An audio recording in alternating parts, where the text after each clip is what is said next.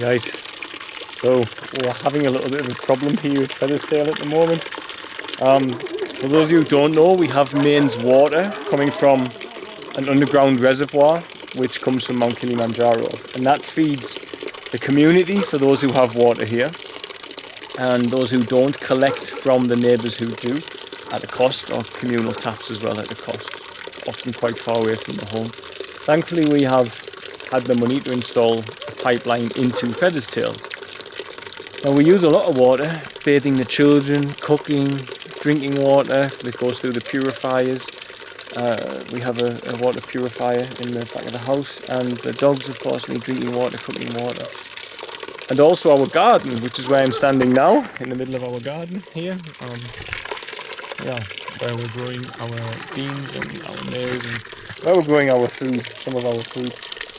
And I'm having to take water from the garden's water tank. Now we collect rainwater, but it hasn't rained for so long. We haven't collected any in a long time. So we are filling these from the pipeline. Now the idea of this being in here is that it can keep the garden alive in instances of drought or when we have water problems. And unfortunately we've been told we'll get drought this year, and we just pray to God it doesn't happen. But already this early on in the year, the water supply is going off. So every day for the last insect in my ear. Every day for the last 5 days we've had intermittent water, so we're only getting a little bit for a little point of the day.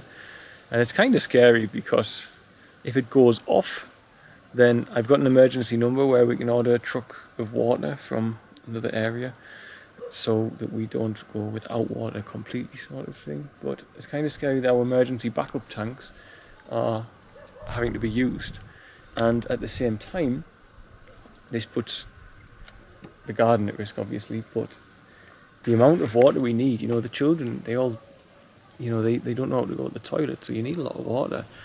And when it goes off like this, we're in trouble, to be honest. We've only got 2 tanks and we haven't been able to afford more, but this is on my wish list for this year, is to install towers, brick towers with these tanks on top, so we can pump water into them, and then when the water system shuts down, or if anything wrong happens, then hopefully we can have a few thousand litres where they will, because they're on a tower with gravity, be able to feed the houses, so as we can still have running water, and ration it so as we can use it for washing and cooking and bathing and anything else, drinking water of course as well, as I say. So yeah, very little running water in Uchira at the moment, which is not good, so let's hope it changes soon. They've switched off our water again today. There's water shortages because of the heat, so they're having to ration who gets water at which time of day. But they're not telling anybody at which time of day they're going to give you water.